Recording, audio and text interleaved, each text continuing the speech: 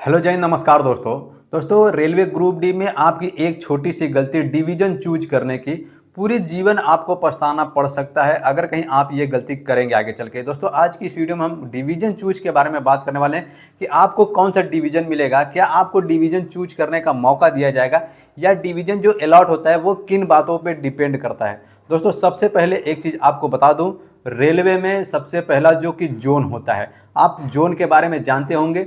Zone के अंदर में 2 से 3 डिवीजन, किसी किसी में 3, किसी किसी में 4, किसी किसी में 5 या किसी किसी में 6, उससे ज़्यादा भी डिवीजन हो सकते हैं।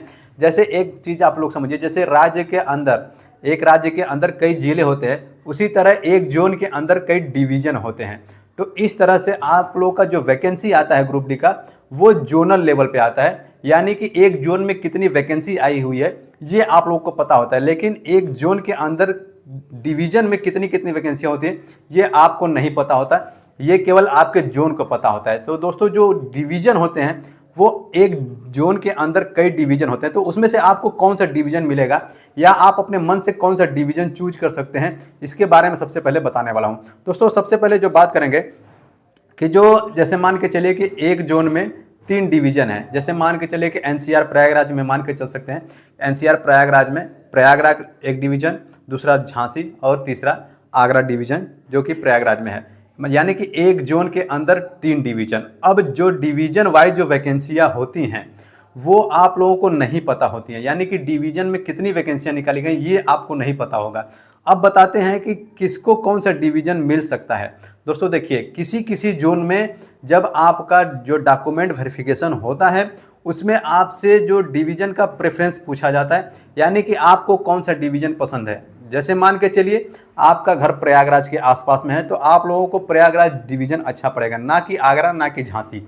तो एक चीज़ इसमें ध्यान रखिएगा कि आप अपने मन पसंद से अगर कहीं वहाँ पे पोस्ट प्रेफरेंस देते हैं तो आपको रेलवे अपने हिसाब से, अगर कहीं आगे उसके बारे में बताऊंगा कि कौन कौन सा कंडीशन होता है कि आपको वो डिवीज़न मिलेगा या नहीं, उसके बाद में रेलवे डिसाइड करता है कि आपको वो डिवीज़न दिया जाएगा या नहीं।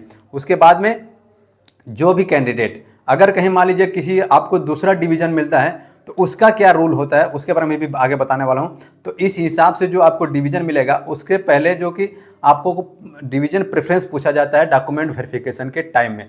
दोस्तों ये हर जोन में नहीं होता है, किसी किसी जोन में पूछा जाता है। जैसे हमारा जब ज्वाइनिंग हो रहा था, यानी कि जब मेरा डॉक्यूमेंट वेरिफिकेशन चल रहा था, तो उस टाइम हम लोग से डिवीज़न का कोई भी पोस्ट प्रेफरेंस नहीं पूछा गया था।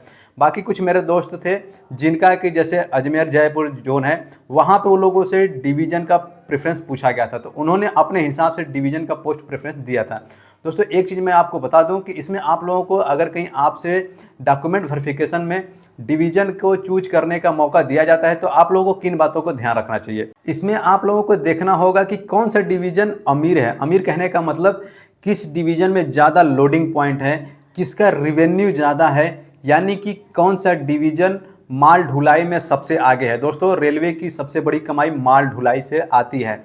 जिस डिवीज़न में ज़्यादा माल ढुलाई होती होगी उस डिवीज़न में अगर कहीं आपको मिलता है, आपकी नौकरी होती है, तो आपको बहुत ज़्यादा फ़ायदा हो सकता है। क्योंकि मैं आपको बता दूं, मैं जिस डिवीज़न में नौकरी करता हूं, यानी हमको जो डिवीज़न मिला हुआ है उस डिवीज़न में मेरे डिवीज़न का बहुत ज़्यादा रिवेन्यू है, यानी सिकंदराबाद डिवीज़न का बहुत ज़्यादा रिवेन्यू है, जबकि हैदराबाद डिवीज़न का रिवेन्यू कम है।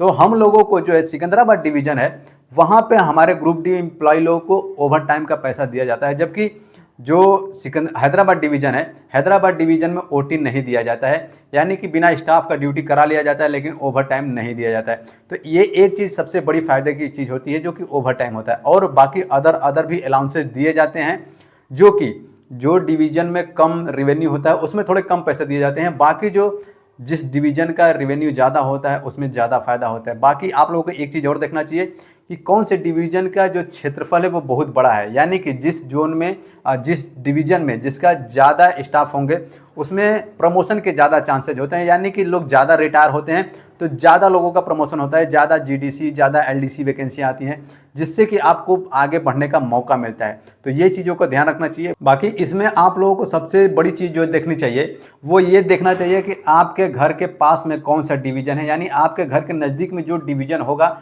जहाँ से ट्रेनें आपको सुविधा उपलब्ध होंगी घर आने और जाने के लिए, वो डिवीज़न आप लोगों के लिए सबसे बड़ा फ़ायदा का चीज़ होगा। अब बात करेंगे कि अगर कहीं आपके जोन में आपसे डिवीजन का पोस्ट प्रेफरेंस नहीं पूछा जाता है, यानी प्रेफरेंस नहीं पूछा जाता है, तो रेलवे किस तरह से अपना जो कि डिवीजन आप लोगों को अलॉट करता है।